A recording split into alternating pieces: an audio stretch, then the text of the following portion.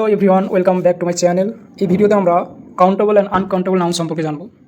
Countable মানে যে সমস্ত নাউন মানে তো আমরা জানি, এর আগে জেনেছিলাম পারসন, প্লেস বা কোনো থিংস এর নাম বোঝাবে যেসব শব্দ, সেগুলো হচ্ছে নাউন। তো ওয়াটার মানে তো জল বোঝাচ্ছে, তো ওয়াটারও একটা নাউন, চেয়ারও একটা noun.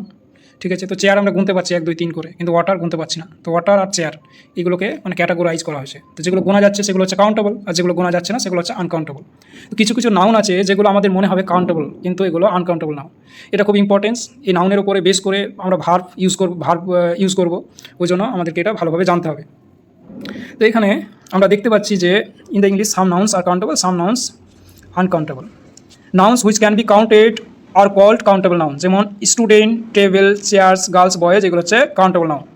Nouns which can not be counted are called uncountable noun, যেমন ink, water, sunshine, smoke, hair, money. এই মানি শব্দটা অনেক সময় আমাদের মনে হয় কাউন্টেবল নাউন, কিন্তু মানি আনকাউন্টেবল নাউন, এটা মনে রাখতে হবে আমাদের।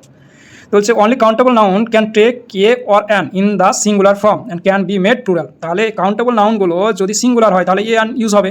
তা আমরা সবাই জানি কাউন্ট এ চেয়ার, ঠিক আছে, এ চেয়ার। তো এটা কেন ইউজ হলো? চেয়ার একটা চেয়ার বোঝাচ্ছে ওই জন্য, ঠিক আছে। অ্যান অ্যাপেল, একটা অ্যাপেল যদি বোঝায় অ্যান অ্যাপেল হবে, এটা ইজি, এটা অ্যাকচুয়ালি আমরা বুঝতে পারছি এখানে আর অ্যান কোথায় ইউজ হয়, ঠিক আছে। And can be made plural, এবং এগুলো প্লুরালি ইউজ হয়। যদি প্লুরাল হয় তো আমরা দা ইউজ করতে পারবো, কিন্তু আনকাউন্টেবল নাউন কখনো অ্যান আর্টিকেল নেবে না, এটা মনে রাখতে হবে। তো এখানে বলছে example are chairs, a plural chairs, and orange. Uncountable noun can not take an কেন নেবে? আনকাউন্টেবল নাউন নেবে না, আনকাউন্টেবল মানে তো প্লুরাল বোঝাচ্ছে। আর ক্যান নট মেড প্লুরাল, এটা প্লুরাল তৈরি করা যাবে না। ওয়াটার্স হয় না কখনো, এটা প্লুরাল তৈরি করা যাবে না। এগুলো always take a singular verb, এটা মনে রাখতে হবে। এখান থেকে অনেক কোশ্চেন আসে এবং অনেক ইউর কারেকশন আসবে, তখন আমাদের ভুল হয় এই জায়গায়। তো আনকাউন্টেবল নাউন যেমন ইঙ্ক, ওয়াটার, সানশাইন, স্মোক, এগুলো যদি আসে তো এরপরে যে ভার্বটা ইউজ করবো আমরা সেগুলো সিঙ্গুলার ভার্ব ইউজ করবো। In affirmative sentence, a lot of is used with both countable and uncountable noun. Affirmative sentence এর আগে আমরা affirmative মানে হ্যাঁ বোধক সেন্টেন্স সেগুলোর ক্ষেত্রে আমরা a lot of যখন ইউজ করবো, কাউন্টেবল আর উভয় ক্ষেত্রে। যেমন a lot of water, তো a large amount of quantity বোঝাচ্ছে, এটা আনকাউন্টেবল ওয়াটার শব্দটা। a lot of water, যেমন a lot of কী আছে, a lot of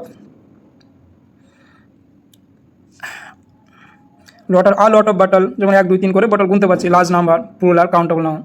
তো a lot of আমরা উভয় ক্ষেত্রে ইউজ করলাম। There is a lot of sugar in the kitchen, countable noun. There are a lot of cars in Kolkata. তো এখানে একটা জিনিস আমাদের মনে রাখতে হবে, দেয়ার ইজ, এখানে ইজ শব্দ ইউজ হলো, ঠিক আছে।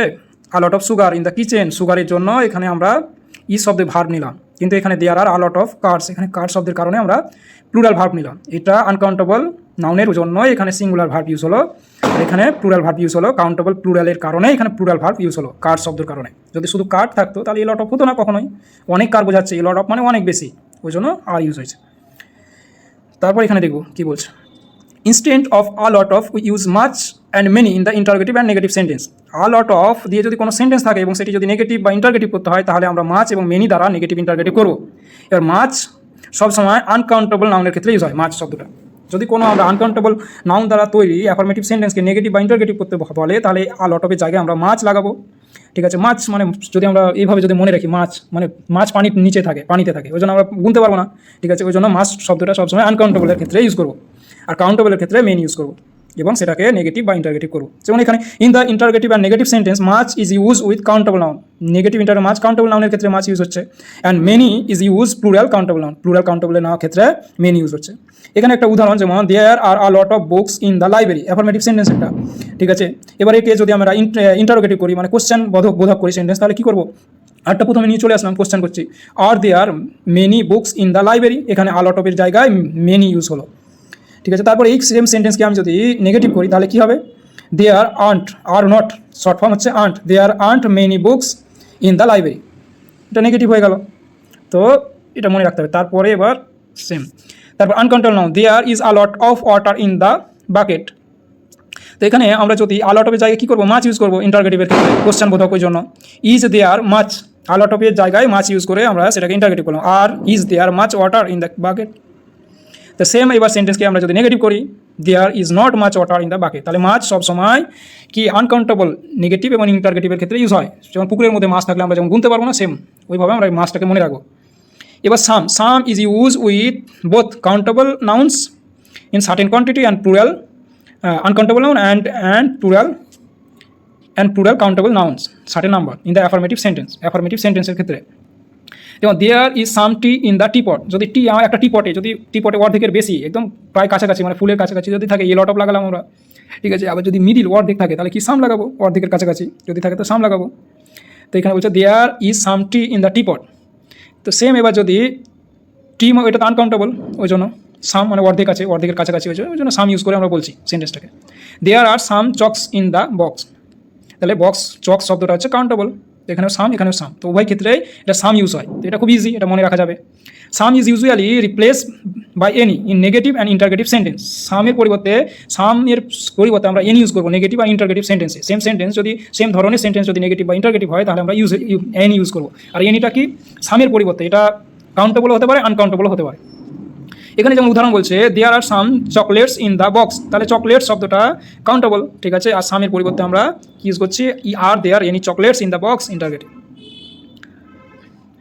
তারপর আমরা সেটাকে সেম সেন্টেন্সকে আমরা যদি নেগেটিভ করি there aren't any chocolates in the box, ঠিক আছে। এটা সেম, এটা কোনো পরিবর্তন হবে না, নেগেটিভ কাউন্টেবল আনকাউন্টেবল। যদি একটা বোতলে যদি অর্ধেকের বেশি জল থাকে, অর্ধেকের মানে ফুলের কাছাকাছি যদি জল থাকে বোতলে, তাহলে কী বলবো, আলট অফ বলবো। যদি বোতলে অর্ধেকের কাছাকাছি জল থাকে তাহলে কী বলবো, সাম বলবো। তাহলে এটাই আলট অফ সাম হলো। এবার ফিউ সম্পর্কে, আফিউ আর few. A few and few are use plural countable noun. A few means some, a few means some and few means hardly any. A few মানে কিছুটা আছে মোটামুটি, মানে এক বোতল জলের মধ্যে সব খেয়ে নিয়েছি, সামান্য কিছুটা পড়ে আছে, তখন আমরা কী লাগাবো, আফিউ লাগাবো। আর আফিউ ইজ সরি এখানে আফিউ অ্যান্ড ফিউ এটা হচ্ছে কাউন্টেবল নাউনের ক্ষেত্রে ইউজ হয়, কিন্তু লিটিল শব্দটা আনকাউন্টেবল নাউনের ক্ষেত্রে ইউজ হয়। তো আমরা যখন এক বোতল জলের মধ্যে ম্যাক্সিমাম খেয়ে নিয়েছি, খানিকটা পড়ে আছে, একদম অল্প খানিকটা পড়ে আছে, তখন কী লাগাবো, লিটিল লাগাবো।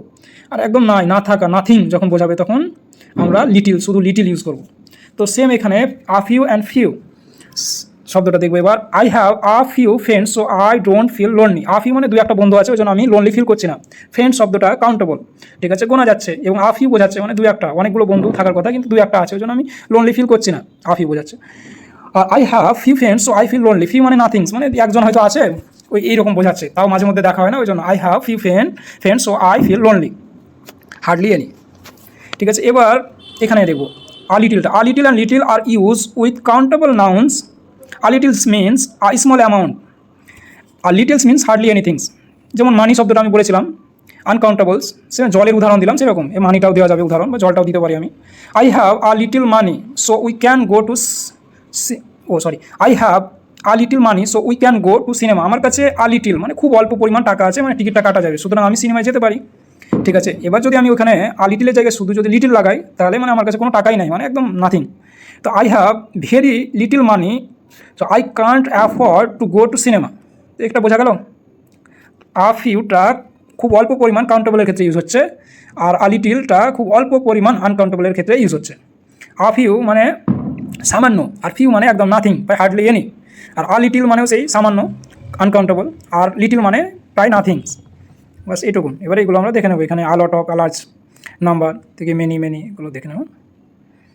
এই ভিডিওটাই এখানে শেষ করছি, এরপর এক্সারসাইজগুলো দেখলেই বুঝতে পারবো। তো একবার আমি আরও রিভাইজ করে দিচ্ছি, কাউন্টেবল আনকাউন্টেবল নাউন।